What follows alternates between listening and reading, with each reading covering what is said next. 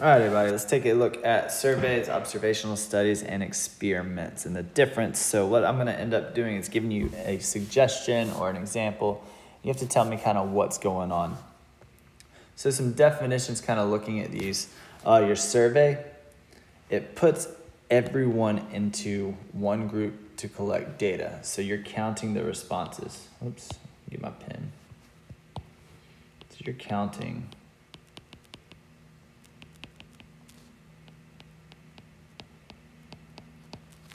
the responses. An observational study, you're going to collect data without controlling the individuals in any way. So pretty much individuals' actions or choices determine which group they're going to lie in. So people pick their own groups. So people pick their groups. And then in an experiment, that places a treatment on some sort of individuals to collect data. And then you also have something that's different. So in other words, the researchers pick their groups. So I pick the groups. So these are the three different types here. Now let's look at some other vocab. So population, that is the entire pool the sample is drawn from. A sample is simply just a subset or a piece of the group. Okay? And then the last one, the experiment. This is your experiment. Let me get rid of that for a second. Move it over here. You have two different things. You got a control group, which is the baseline group that receives no treatment. So this is your original or normal group.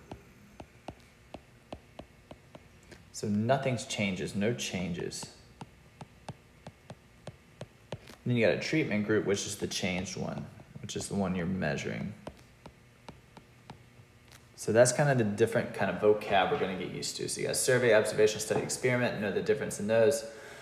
With the survey, you got a population and a sample size. And then the experiment, you got the control group and the treatment group. So let's just kind of take a look at these. All right.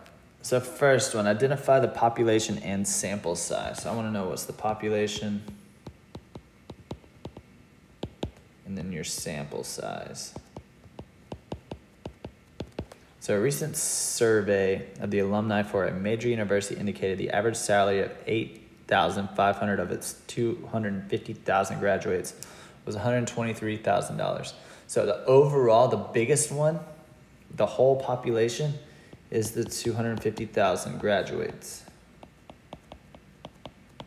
That's the population of the university. Now the sample we looked at, the little piece, was just those 8,500 students. That's the difference. I guess they're graduates, but yeah, I already wrote students. So that's kind of looking at here. So same thing here, your population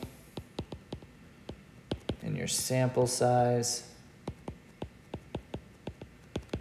So a survey of 976 African-American households found that 32% of households own 2 cars. Identify the population and the sample size. So the population is all of the American households.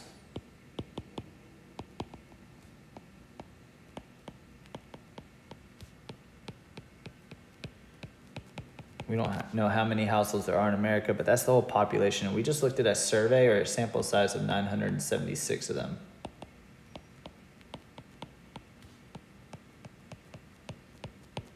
So that's the difference in these. Okay, so next, let's take a look at this. Let's identify each of the following data sets as either a population or a sample size.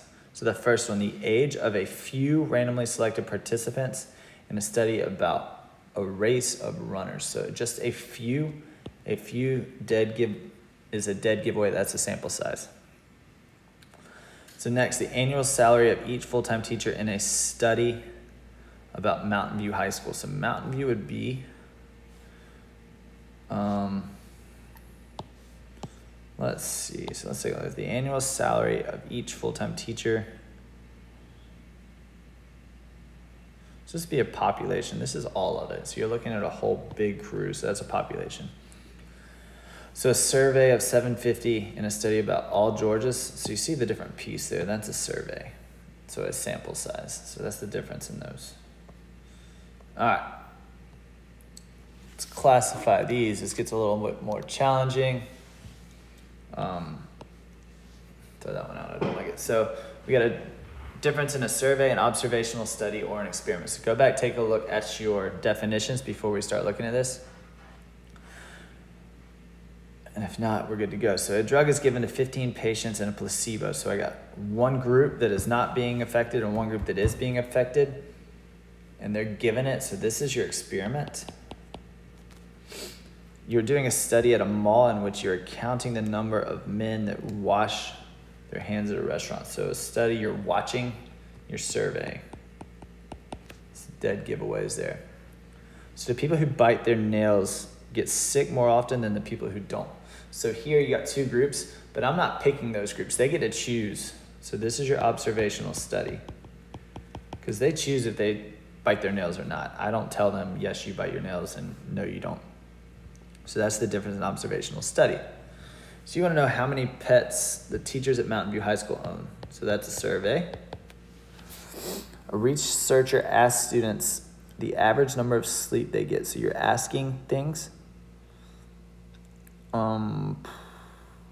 per night when examining is whether the amounts of sleep affect student grades. So they're choosing how much sleep they get or not. So this is your observational study, because they get to pick how much they sleep or how much they don't.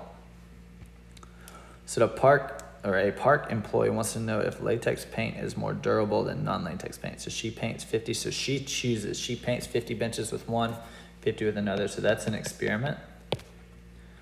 And the last one, a scientist measures the height of 20 birds' nests and counts the different things. So you're measuring stuff. So this is an observational study, because the birds are choosing how big to make their desks or their nests. So would a survey or observational study be the best to do these? So does listening to an MP3 player with earphones for more than 1 hour a day affect a person's hearing? So they could choose how long, so this would be a good observational study. Are you in favor of a Mountain View High School starting at a later time of day? That's a survey, because you'd be asking people. Does using tanning beds at least twice a month affect the likelihood? So this would be, you can choose how much you use it. So I would say an observational study. Oh, I gotta sneeze.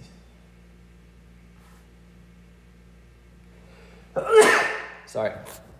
So do people who consume 1,000 milligrams of vitamin C each day as a dietary supplement have lower cholesterol levels than people who don't? So this one I would control. I would give some people 1,000 and some who don't. So I would say this would be a good experiment. And what's your favorite color? We just ask people that. That would be a good survey.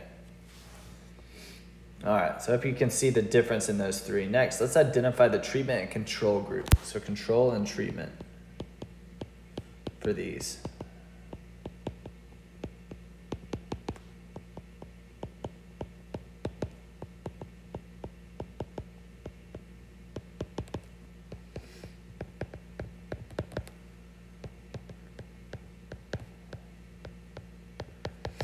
All right, so let's take a look at this. So control, remember, is what you can fix.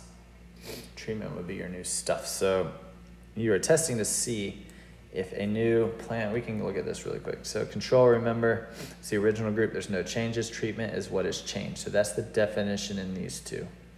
Probably should have done that each time, but I didn't. So you're testing to see if a new plant fertilizer increases sunflower size. One half of the plants are going to get the regular fertilizer, one are going to get the new one. So the control is the old one, no changes, so it's the old fertilizer.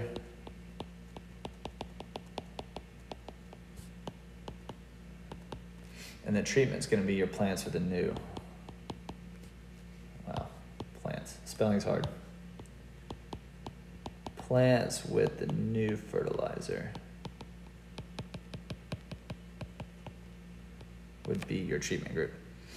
All right, so you're testing it, see if a new drug works for asthma. One group gets the drug and one group gets the placebo. So what does not change is the control group, because that's the placebo. And then the treatment would be your new drug. All right, and then the last one, you want to prove that covering meat prevents maggots from hatching. That's just gross. You put meat into two different jars, one with a lid and one left open. So the control would be what you don't change. That would be your open and closed. be your treatment. So I hope this helps. Just kind of look in. This is a good vocab lesson. So make sure you know the difference in these 7 vocab words. If you got any questions, let me know. Other than that, practice, and I hope you have a wonderful day.